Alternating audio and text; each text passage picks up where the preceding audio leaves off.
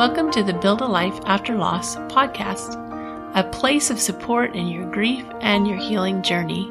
We're here to encourage your hope in the future and strengthen your confidence so that you can build a life of purpose and joy. I'm your host, Julie Clough, and I believe grief is a season.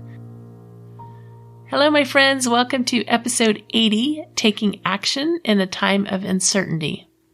You've been hearing a little bit about the book that I wrote and that is currently being edited for publishing. It will come out in July. I turned it in last week. Last week I told you that I was turning it in that day, and it is off to the publisher. So we'll see. I'm looking forward to seeing their first round of edits and input on the book. But I'm super excited to get that out to you and to share some of the things that were meaningful to me that might be helpful to you in your own grief journey and your own experience. Some of you are new to the podcast and you probably don't even know much about my story, but in 2007 on Mother's Day, I was driving across country with my three youngest children. My oldest son that was in the car with me was 12. My daughter, Carrie, was 10, and David was 8 at the time. And we were in a rollover accident. And unfortunately, Carrie and David, my 10-year-old and 8-year-old, died in that accident. And it has been the journey of a lifetime to try to accommodate that loss in my life and to come to a place of understanding and peace and to find hope and healing again. And I'm grateful to have been able to get to that place where I could share with others my own experience and hopefully encourage you to have the hope that there is something in the future, that life will never be the same, but it can be wonderful still. We're also gearing up for May's webinar on May 5th. This is exactly what you need right now. I'm telling you, this is exactly what you need. And we have a discount right now also. So go to the show notes, go to the link there and look in the show notes. There's a promo code and you'll use that promo code and that will give you a discount for the webinar. And it's not much. It's very, very affordable for you to come join us and to get so much information about your grief, to get your questions answered as we discuss things. There's ability to ask questions live in the chat so that you can type in your questions, or you can even ask to come on and talk to me about your question. That works too. But I was meeting with a client today and she was telling me how much she was enjoying reviewing the replay of our last webinar and how much she gained from that. And I really appreciated hearing that.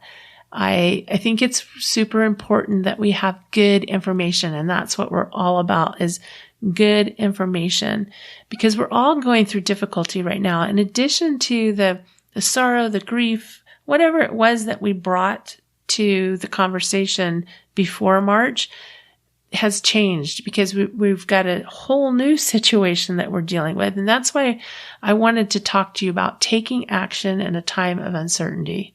I've noticed some things in my own thought management as I've gone through the changes that have happened, gone through the inability to go to dinner with friends, the inability to be out in public, to go to a movie, to go to a restaurant, to go anywhere, to go to a park.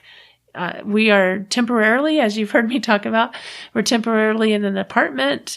We sold our home and we're looking for a new home, and we sold our, so we're in this apartment and they've got the playground tied off in yellow caution tape, and the pool and the hot tub closed down. Well, the pool was already closed because it was too cold, but the hot tub that they had and the fitness facilities that they have closed down, I think, the day we moved in.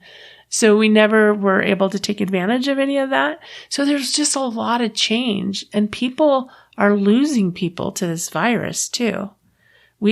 This Friday, if you're listening to this when it comes out on Wednesday, this Friday, what is the date? April 24th, I think is the date. We are doing a friend and I are doing a widows chat. We're going to meet with those that are living alone or with just their kids and are looking for an opportunity to connect. So if you know of somebody that would like to connect, you go to our Facebook page, go to Build a Life After Loss on Facebook, and you'll see the link to that event. And we're going to be doing that every Friday, Mountain Time, 3:00. And we might be opening other groups as well. So if you have an interest in a specific group that you would like to meet with, we're just going to, it's very, very casual. We're just going to be meeting and chatting and supporting each other. To talk about action during this time, because of the uncertainty, sometimes it feels difficult to take action. And I was reading a book. I was actually reading the book, Feel the Fear and Do It Anyway by Dr. Susan Jeffers. I've been reading that book off and on for actually a while, but I was determined today. I pulled that book back out and I thought, I am going to read this whole book. But there was a quote in there that caught my attention. And it said, there was an old sage that said, "The pathway is smooth. Why do you throw rocks before you?" And I would submit that the pathway doesn't feel very smooth right now, does it? It really doesn't feel smooth. But I can see how we do throw rocks in our way. We throw rocks in our way by either judging ourselves and judging our action or our non-action. We judge ourselves based on the way we feel. We have judgments about what's happening and how it's happening and who's doing it right and who's doing it wrong. And all those things that we judge on are actually throwing rocks in our way. And I want you to really think about that. What are some of the things that I'm possibly doing that's causing more difficulty for me? Really think about that. I mentioned last week that one of the ladies that was on our last webinar had sent me a note afterwards and talked about the stigma of grief and that how grateful she was to see the reality of grief, the things that I demonstrated that showed the reality of grief. Grief is a real thing. It's not something that we just decide one day we're just going to get rid of. It's a real thing and it needs to be dealt with. We can't just allow it to hang out and think that over time it will just go away. And it does require action, which is why I love this quote that I read from that book, Feel the Fear and Do It Anyway. The quote is, "Much of the trick of moving from pain to power is taking action. Action is very powerful." And she wrote, action is very powerful in like all caps.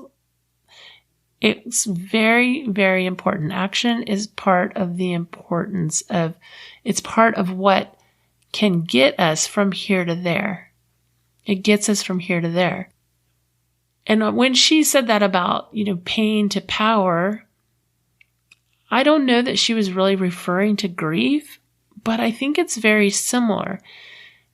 And I think we underestimate the choices we have as far as action goes, and we overestimate the amount of action we need to take. So then we become inactive because we're overestimating it. Let me explain. So what does it mean to take action? So if we think about action, if you think about what action you could take right now, I don't know if you fall into the same trap, but I have fallen into the trap where I have, let's say it's a garage or a basement or some large, the whole house sometimes. And we think, it needs to be in order. It needs to be in order. I need to clean out the garage. I need to clean out the basement. I need to clean out the attic, whatever it is. And we put this huge project in front of us that is completely unmanageable. There's no way that we'll ever find the time to tackle that. Well, I shouldn't say there's no way, but it's less likely that we'll find the time to tackle a project like that in one big chunk. If we had 5 days, maybe we could tackle it all in one fell swoop. But the reality is most of our lives are not designed that way. Most of the time we have things that are already in our life, and we're trying to take on these projects, and with the extra time that we have or the leftover time from our day-to-day activities. So we get into this inaction by thinking that we have to do it all. I think that gets us in trouble with grief too. You do not have to work through your grief in one day, but that's what it feels like sometimes. Sometimes it feels like you just need to unload it all at one time. And that's not the way it works. And that's not the way any other project works either. But we get into trouble when we think of it in one big chunk. So when we talk about taking action, small action is still powerful. What happens is we don't give ourselves credit for small action. And that's why it loses its effect, is because you discount what you've done. If you got up this morning, you brushed your teeth, if you got up this morning and got your kids started on their schoolwork, think about the actions that you took today. How many of those actions did you take for granted, or did you discount and say, well, that was expected? Well, even if it was expected by who? Expected by who? Take credit for every little action that you take. Give yourself the credit for the action that you do take. Just a reminder again, that action is important. It's powerful. It doesn't have to be big action. It can be small action. And then you need to remember to give yourself credit for each action that you took.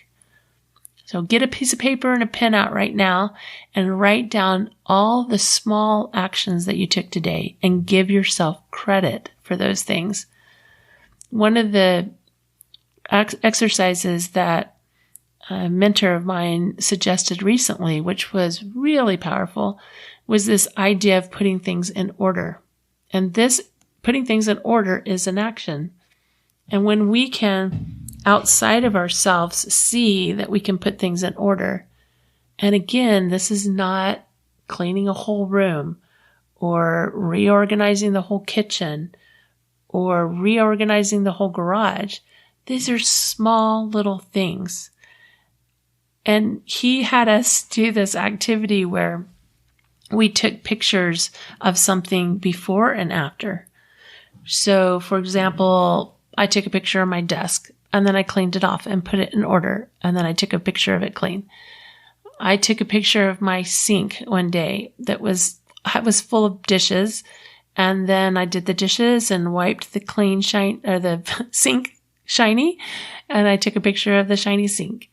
I did an end table in my room where some books were lying there and some electronics that I had left piled up a little bit. So I took a picture of that, cleared it off, and took a picture of the organized space. A little section on my bathroom counter where I'd left some things out. Took a picture of that, cleaned it up, put it in order.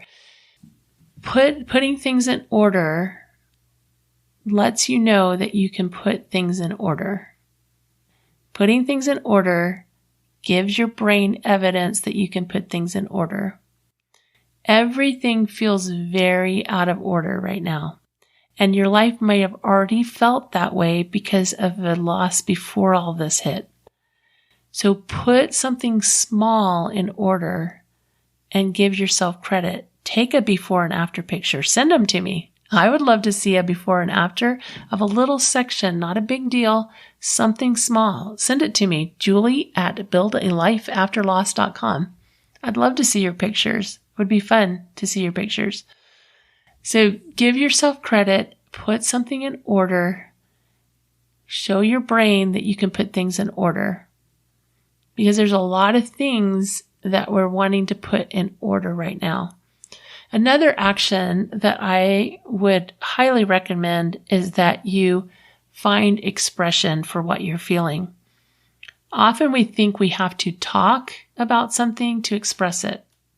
And that is what can really get us in trouble, is when we have a lot of emotion and we want to explode all over everybody.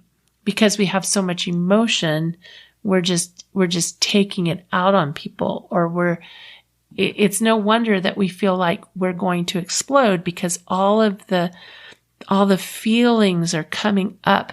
They're coming up through our chest. They're coming up through our throat. They're coming out of our mouth.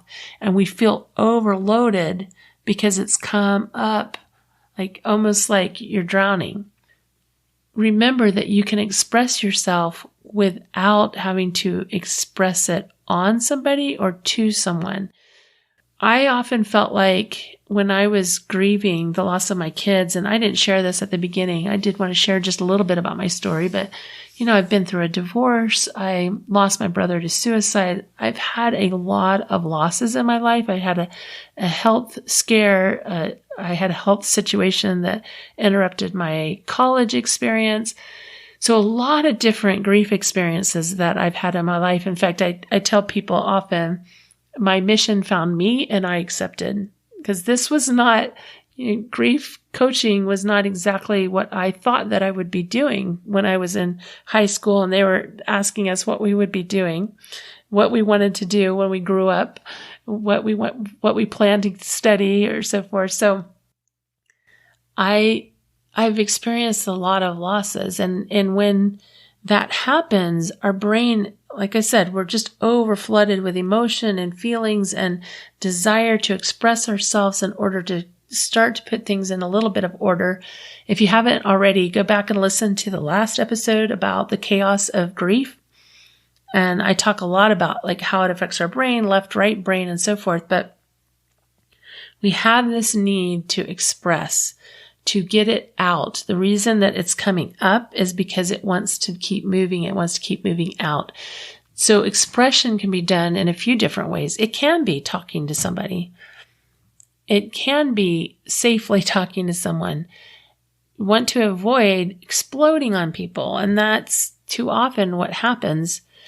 But you can talk to somebody, but you can also journal, and you can write and release. In other words, write on scrap paper or in your notebook, and then rip it out and rip it up and throw it away, so that you don't ever have to worry about anybody seeing it. But it's a way for you to express yourself. You can take a walk and talk out loud. That's another way of expressing yourself. And I know I shared some of these things already with you a couple of weeks ago, but I just wanted to talk a little more about this idea of taking action, and even and being patient with ourselves in our action, and recognizing the small steps that we take. It does require action. Our experience requires action, but it doesn't have to be overwhelming action. It can be small things. If you do small things, because I know that we're overwhelmed. I know everyone's overwhelmed. I was on a call with I'm in a National Speakers Association. We had a webinar call, and with this mastermind group that I'm in with that group. And as we went around, kind of like a round table discussion, as we went around and everybody was sharing what was happening for them, the message over and over again with people was that they were having breakdowns. Like they were going along and doing okay, and then they would have this breakdown of emotion because it became overwhelming. And so if we can take action on those emotions each day, if we can express ourselves. I appreciated the fact that everyone was so open and honest about their experience. This was a group where we're getting together and we're holding each other accountable for our speaking engagements and the things that we're doing. And obviously, most speaking engagements are canceled. And so it it's this weird limbo piece. And I don't know what's happening for you, but chances are that what's happening in the world is affecting you on some level. Maybe directly, maybe indirectly. So recognize your need to give yourself credit for small action, for putting things in order in small ways, allowing yourself the space and the time to express what you need to express in a way that feels meaningful to you, whether that's talking to somebody or writing or walking and talking about it in a place where you feel safe to do that. I love being here with you each week. I hope that you will reach out either on the Facebook group or at my email, julie@buildalifeafterloss.com, and let me know what you're looking for. What kind of information are you looking for? Is what we're talking about helpful to you? And in what way? Love being here with you. Thank you so much for being here. If you are enjoying the podcast, if this is helpful to you, would you consider leaving us a review? I would love that. That would be so helpful to me, and it would be helpful to everyone else that finds the podcast. You have a good week. I love you. Remember, I believe in you. Bye.